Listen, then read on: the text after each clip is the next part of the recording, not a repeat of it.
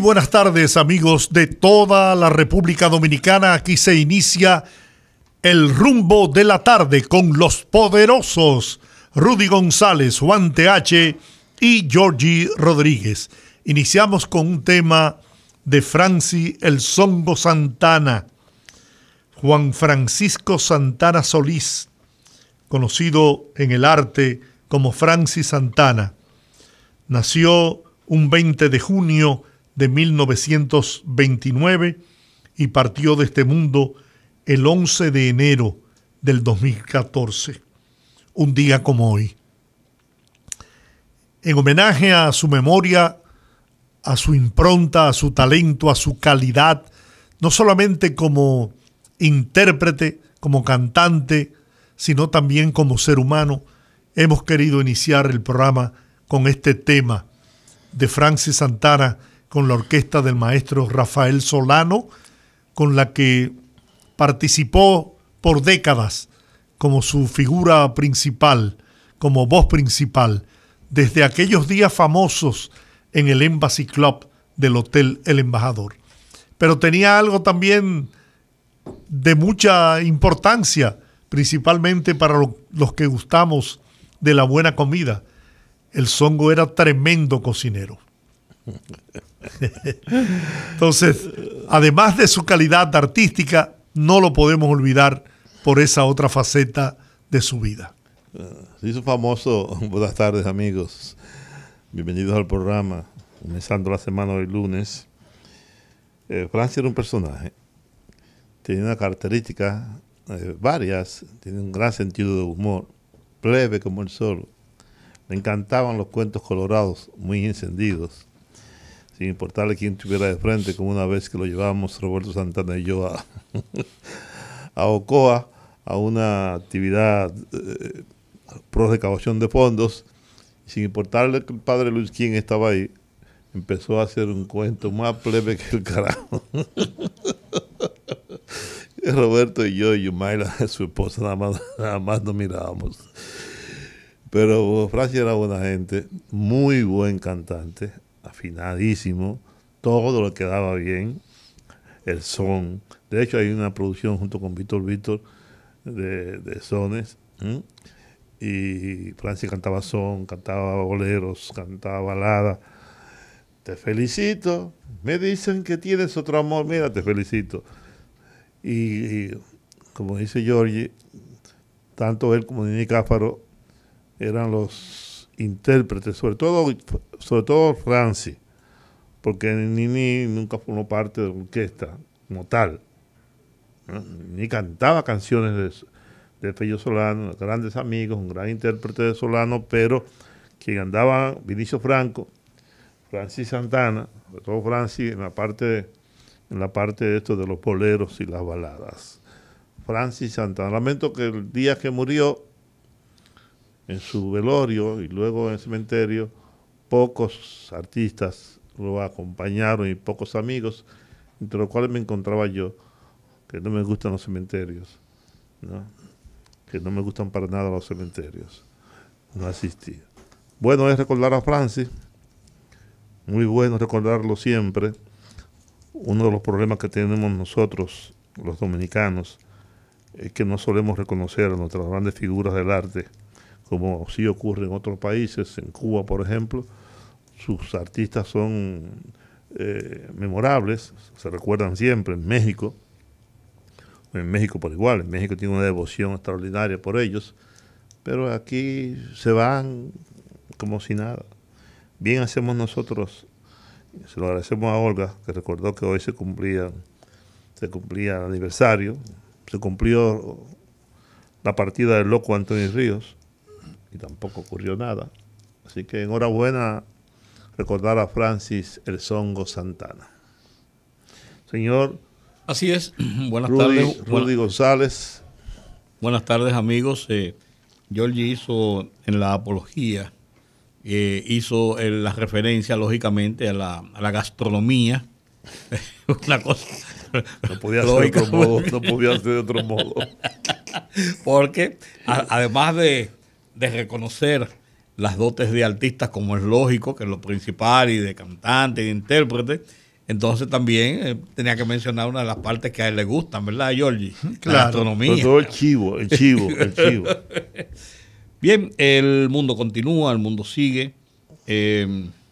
Hay muchas informaciones del fin de semana, pero una de las cosas que más me llama la atención es el anuncio de la Procuraduría General de la República en torno a la Cámara de Cuentas.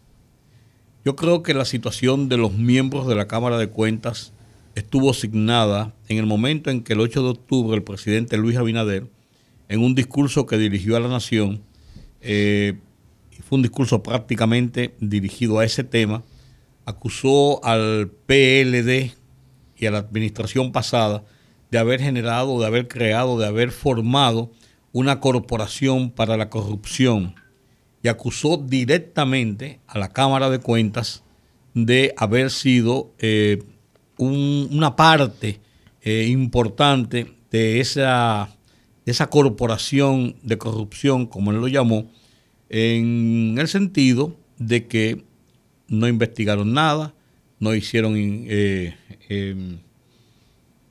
auditorías, como es su deber, y si las hicieron, la amañaron, las apañaron, las escondieron, no se procedió con ninguna de ellas, y entonces, ante una denuncia tan seria, tan grave, había la versión, nunca lo comenté aquí, pero lo había oído en un par de escenarios importantes, había la versión de que el plan o la idea, el propósito inmediato era provocar la destitución de los miembros de la Junta Central Electoral con un juicio administrativo político ante el Congreso Nacional, como aquel que se hizo en el 2008, por situaciones diferentes, lo cual me voy a referir más adelante.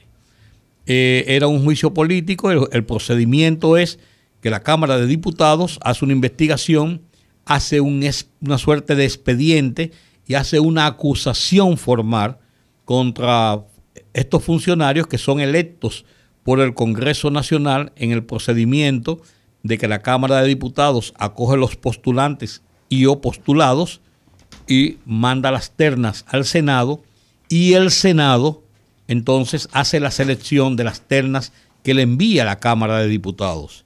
O sea, mediante ese mismo mecanismo, la Cámara de Diputados hace las veces de fiscal acusador, para ponerle un nombre y una figura, y el Senado entonces es quien hace el juicio y toma la decisión.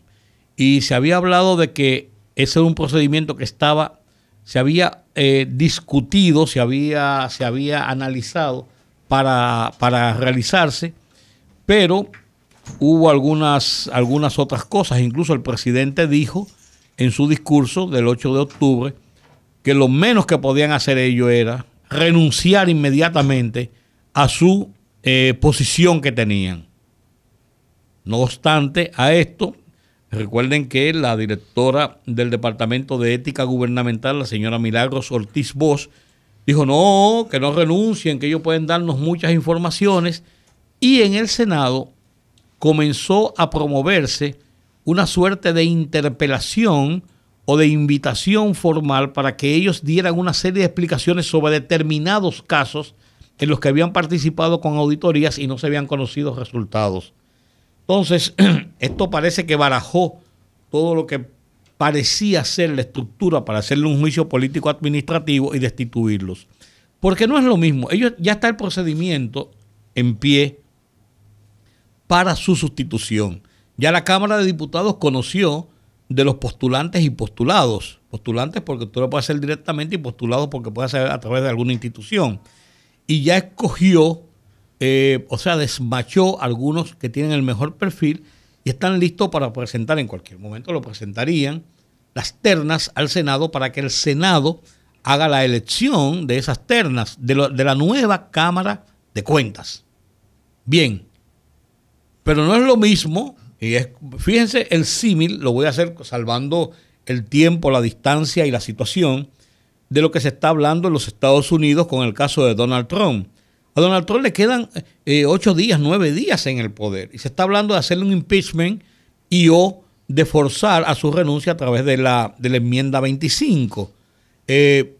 La forma es que si a él lo degradan de la posición de estar apto para gobernar, él jamás podría ser prácticamente un nuevo candidato ni a ese ni a ningún cargo de tipo federal en los Estados Unidos.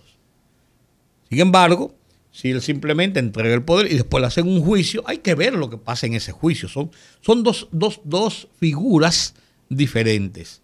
En el caso de lo que se hablaba de la Cámara de Cuentas, si a ellos los destituyen sobre la base de una acusación que haga la Cámara de Diputados y el Senado la acoge, la aprueba y los destituye por faltas graves en el ejercicio de sus funciones, porque hicieron esto, y esas causas graves tienen además consecuencias penales, eso lógicamente es el inicio de un expediente para ser procesados penalmente por violación a tales, cuales o cuales preceptos del código.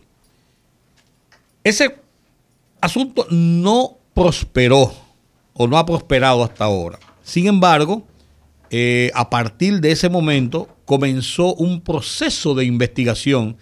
Yo no sé decirle, y lo confieso, si el proceso se estaba haciendo previamente y la Procuraduría informó al Poder Ejecutivo, porque como quiera que sea, la Cámara de Cuentas es uno de los estamentos constitucionales del país y el presidente no puede estar ajeno, no puede ni debe estar ajeno a una investigación de ese género. No es un asunto de independencia de poderes y nada de eso.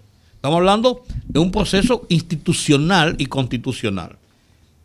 Entonces yo no sé si primero el PECA, la Procuraduría, los fiscales vieron esos indicios e informaron al presidente. El presidente dio la información y dio sus pareceres en ese discurso del 8 de octubre, o si el presidente tenía informaciones, soltó el discurso y eso se procedió a hacer la investigación. Yo no sé cuál es el orden.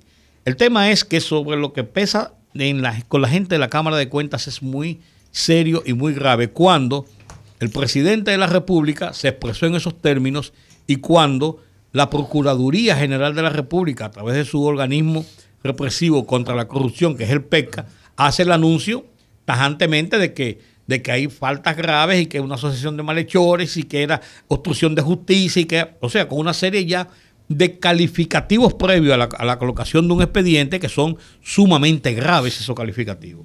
El 5 de julio del 2008, si no me traiciona la memoria, 5 o 6 de julio, creo que el 5 de julio, fueron destituidos 5 miembros de la Cámara de Cuentas. Digo, lo estoy poniendo para que ustedes vean cómo es el procedimiento. Y por razones diferentes. Es aquella Cámara de Cuentas que dirigía el economista Andrés Terrero. Pero a ellos los acusaron de violación, era la acusación de violación a los procedimientos. Y todo estaba enmarcado en que ellos tenían, en el tiempo que tenían ahí, hubo unos aumentos de salarios por encima de lo que estaba estipulado, se cobraron regalías de Navidad, sueldos adelantados y unos emolumentos especiales muy altos. Y eso provocó una investigación, los llevaron a todos ante el Senado y antes de que el Senado, en plena sesión, el Senado para destituirlos, ellos presentaron renuncia a 4 de ellos y a un quinto lo destituyeron. O sea, ese es el procedimiento. Y es el procedimiento que está establecido en la Constitución y en el ordenamiento jurídico contra los secretarios de Estado y contra todo personal electo de una u otra forma, sea por el voto popular o por situaciones y decisiones del Congreso Nacional, que es otro organismo facultado para hacer elecciones de este tipo. Bueno, con relación a la Cámara de Cuentas, yo debo decir, no escuché a Rudy por completo porque me bajé y no lo pude escuchar. Me llamaron y tenía que bajar. Y nosotros estábamos en el tercer piso y tuve que bajar al lobby. Pero yo debo decir lo siguiente, y voy a aprovechar para decir esto.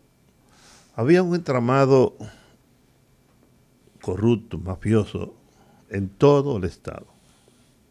No se salvó una sola institución sin que existiera algún cartel, alguna mafia algún hecho delictivo.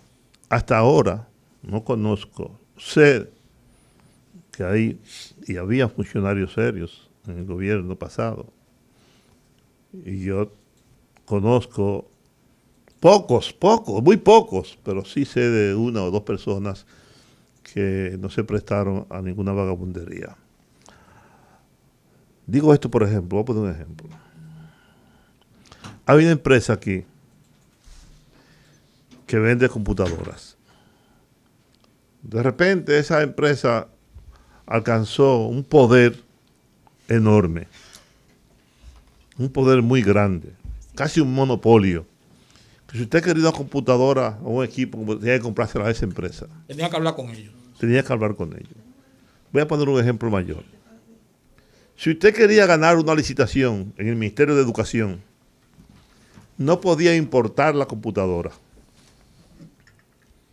Se supone que si yo soy un importador, tengo una empresa y licito, yo puedo comprarla en el extranjero, o sea, puedo comprar al fabricante y eso me va a salir muy barato. Pero ¿qué ocurre? Que si yo licitaba con los precios internacionales o con los precios de fábrica, no ganaba la licitación. Perdía. Aunque lo pusiera más barato. Sin embargo, cuando yo me iba a través de esa empresa local que tenía los amarres, ganaba la licitación. Pero dígame bien, si yo le compro a Rudy a su vez se la compra al fabricante o la compra en el extranjero. Tú eres un intermediario. Exacto. Entonces yo, si hago lo mismo, pierdo la licitación. Entonces tengo que comprarle a Rudy, que primero le compra al fabricante. Es decir, él se gana hasta el 50%, en algunos casos hasta el 100%. Y cuando usted pregunta quién es el dueño de esa empresa, dice, no, pero usted no puede ser el dueño. Este señor no puede ser el dueño de esa empresa tan grande, tan poderosa, tan gigante. El dueño tiene que ser otro. Usted está ferro, era el pendejo. Entonces, como eso ha variado, le tiene montada una campaña, por ejemplo, al ministro de Educación, a Roberto Fulcar, porque las cosas llegaron lejos, han llegado muy lejos. Porque cuando tú le quitas ese enclave, ese amarre a esa empresa, se queda en igual competencia. Ahora bien, hay un hecho punible, hay un hecho delictivo que durante años esa empresa cometió en contra del Estado. Hay cómo recuperar ahora, cómo recuperar eso. Si estamos hablando de miles de millones de pesos durante 8 años. Con razón esa empresa se convirtió en la más poderosa. Igual que la empresa que tenía el ministro de la presidencia, junto con el otro de socio, con los perquidos y con la vaina, con la pendejada, por supuesto. Entonces, eso pasaba. Entonces, ¿qué ocurre con la Cámara de Cuentas? Hace tiempo que la Cámara de Cuentas forma parte de ese enclave de encubrimiento. Miren, yo sé, porque yo tenía una persona que trabajaba ahí, en la Cámara de Cuentas, que durante 2 meses un abogado muy conocido, que bien patriota, se come mierda, ¿no? Se metía en esa oficina junto con unos técnicos a arreglar los papeles.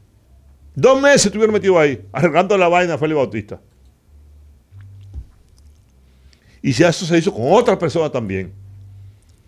No tiene años que la Cámara de Cuentas forma parte de ese enclave mafioso y corrupto de este país para ocultar todas las tropelías, todo ese entramado, toda esa mafia y todo ese robo en contra de este país, en contra del Estado. Ese es el punto. Entonces, lo que yo lamento es que cuando el presidente dijo que esa Cámara de Cuentas, el presidente debía renunciar, al otro día salió ya Milagro Ortiz diciendo que no. Sí debió renunciar. Sí debió haber hecho un juicio. Sí debieron haberlo destituido. A todos. Pero porque hay que llevarlo al Congreso. Aquí. Tiene que pasar algo. Yo siento que estamos muy lentos en estos procesos judiciales. y haciendo papelazos y no actuando con la rigidez, con la fortaleza y con los cojones necesarios para meter preso, que haya que meter preso, no importa cómo se llame y quién sea, carajo. Ahora yo te pregunto, Juan. No me preguntes nada, yo estoy para que tú me preguntes, tú no eres juez. Yo vine aquí a decir lo que yo quiero decir, ya, ¿qué es lo que tú me vas a preguntar a mí? Pregunte, magistrado. No, que no me preguntes nada, que actúe. Yo te pregunto, ¿y acaso el presidente de la República, que se supone es la figura mejor informada y más enterada del país, no conocía eso? No conocía lo que pasaba en las EDES, no conocía lo que pasaba en la Cámara de Cuentas, no conocía lo que pasaba en salud pública, en obras públicas, no conocía nada de eso. Lo sabía todo. Era el Entonces, mayor.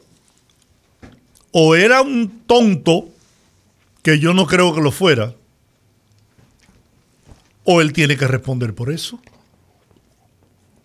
Es que es imposible pensar que el presidente de la República, con todos los organismos de investigación y de inteligencia en sus manos, no conociera, no supiera que su hermano era el zar en la distribución y en la venta a las empresas de distribución de electricidad. No lo sabía. Aquí, y ahí coincido contigo, hay que ponerse los pantalones y no seguir andando por las ramas, porque con todo y que sea hermano del presidente, esa es una ramita para las cosas grandes en las que están involucrados los poderosos que gobernaron este país durante 20 años. Ten cuidado cómo te refieres a los poderosos. Sí, estos son otros poderosos. Sí, buena acotación. Entonces yo, mira, oye bien, a partir de hoy no me digas poderoso a mí. Sí, pues tú me estás comparando con, ¿verdad? Con esos poderosos. Bueno, tú me estás comparando a mí con ladrones. Entonces, no, porque nosotros somos los poderosos en la comunicación, en el periodismo.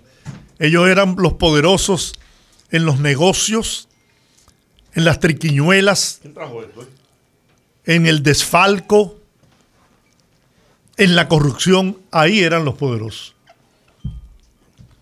Entonces yo definitivamente coincido contigo, Juan, en que hay que ponerse los pantalones donde lo llevan los hombres y de una vez y por todas actuar. No importa contra quién sea, si hay pruebas y evidencias. El pueblo está esperando que caigan los grandes, que se dejen estar andando por las ramitas. El pueblo quiere ver a los grandes sentados en el banquillo de los acusados para sentir que realmente se ha producido un cambio en la conducta en la República Dominicana de los que nos gobiernan. El presidente ha dado demostraciones de sobra de que esa es su intención y su deseo, pero sus colaboradores y la justicia, que es independiente, porque él seleccionó figuras independientes para que accionaran desde el Ministerio Público, tienen que darle respuesta a este pueblo. Respuestas contundentes.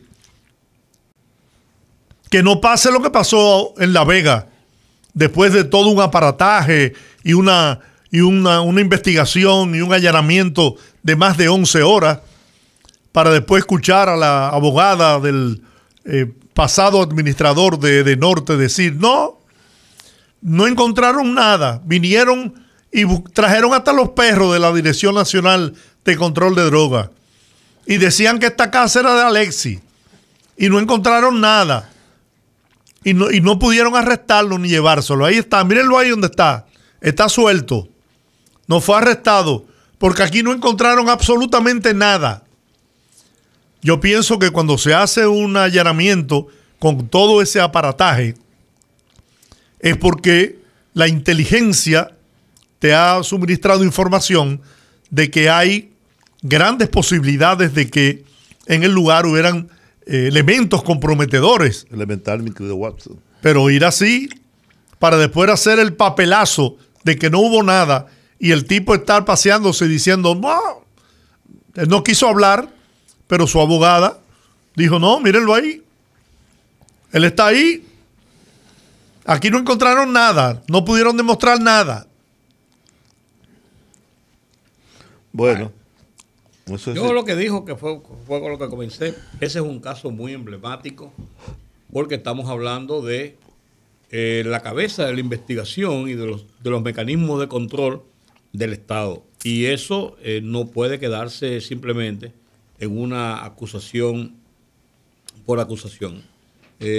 No me gustó el término de que la Procuraduría General de la República adelantara conceptos antes de hacer un expediente, pero ese es su estilo, esa es su forma, y uno no sabe cuál es el propósito de esto, que no sea quizás lo que uno se supone muchas veces, que es mantener activa una acción de esta naturaleza, pero este es un caso muy emblemático porque no se trata de un departamento, de un funcionario o de un grupo de funcionarios, se trata de la cabeza de la investigación que está llamada constitucionalmente a mantener las cuentas claras. Miren, a mí no me Mira, gusta, y a mí que no- conste que en EDENorte, en EDESUR, en EDEESTE, está en proceso una auditoría forense, investigando cada detalle, cada dato, cada compra, cada contratación que se hizo.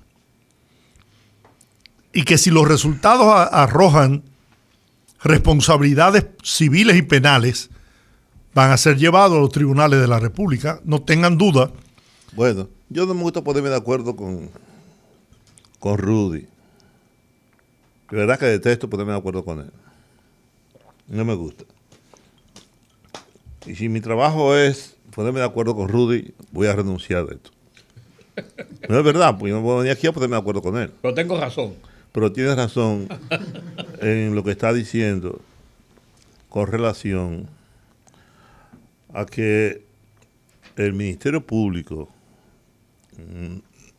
no puede adelantar juicios de temas o de empresas o de funcionarios que está investigando.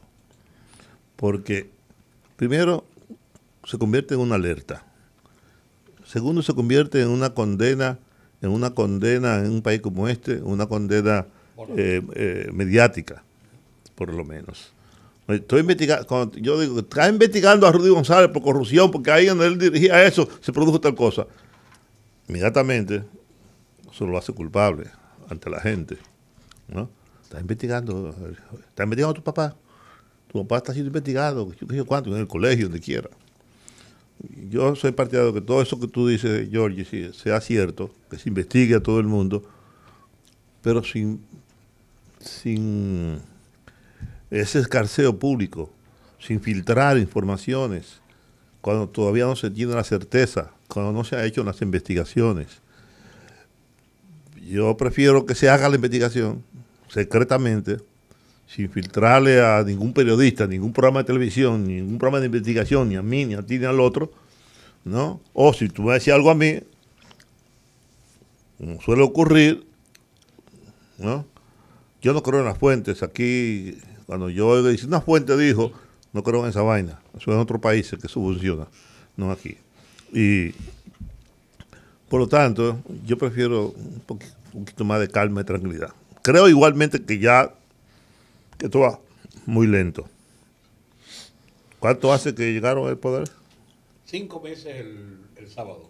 5 meses. 5 meses. Que por cierto, el sábado el presidente va a hablar al país. Ajá. Va a hablar al país con motivo de los 5 meses de su gestión. Bueno. Anunciado oficialmente. Bueno, entonces vamos a hacerlo así, más calmadamente, en las investigaciones. Y mientras eso se hace, vamos a la pausa. Retornamos, son las 5:31. Volvemos enseguida, no nos cambie, que seguimos aquí con todos ustedes en este rumbo de la tarde. Georgie Rodríguez, Rudy González y su canchanchan de siempre, Juan T.H. Los poderosos.